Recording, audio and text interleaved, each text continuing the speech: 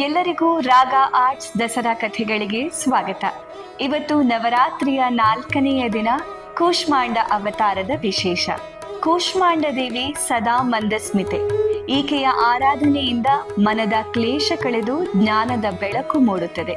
ಕೂಷ್ಮಾಂಡ ಪದದಲ್ಲಿ ಕು ಎಂದರೆ ಚಿಕ್ಕದು, ಊಷ್ಮ ಎಂದರೆ ಶಕ್ತಿ ಹಾಗೂ ಅಂಡ ಎಂದರೆ ಭ್ರೂಣ ಎಂದರ್ಥ. ಸರಳವಾಗಿ ಹೇಳೋದಾದರೆ ಬ್ರಹ್ಮಾಂಡವೆನ್ನುವ ಜೀವನ ಶಕ್ತಿಯನ್ನೇ ತನ್ನ ಒಡಲಿನಲ್ಲಿ ಇಟ್ಟುಕೊಂಡವಳು ಎಂದರ್ಥ. ಪ್ರಪಂಚದ ಸೃಷ್ಟಿಗೂ ಮುಂಚೆ ಕತ್ತಲು ಇರುತ್ತೆ, ಆದ್ರೆ ದೈವ ಶಕ್ತಿಯಿಂದ ಒಂದು ಬೆಳಕು ಬರುತ್ತೆ. ಈ ಬೆಳಕು ದೇವತೆಯಾಗಿ ಪರಿವರ್ತನೆಯಾಗುತ್ತೆ. ಈ ದೇವತೆಯ ದೈವ ಶಕ್ತಿಯಿಂದ, ಕಾಂತಿ ಮತ್ತು ಪ್ರಭಾವದಿಂದ 10 ದಿಕ್ಕುಗಳು ಬೆಳಗುತ್ತವೆ. ಇದೇ ಕೂಷ್ಮಾಂಡ ದೇವಿ ಎಂಬ ನಂಬಿಕೆ ಇದೆ. ಸೂರ್ಯನಿಗೆ ಬೆಳಕನ್ನ ನೀಡಿ ಸೂರ್ಯನಿಗೂ ದಿಕ್ಕನ್ನ ತೋರಿಸೋದು ಕೂಷ್ಮಾಂಡ ದೇವಿ.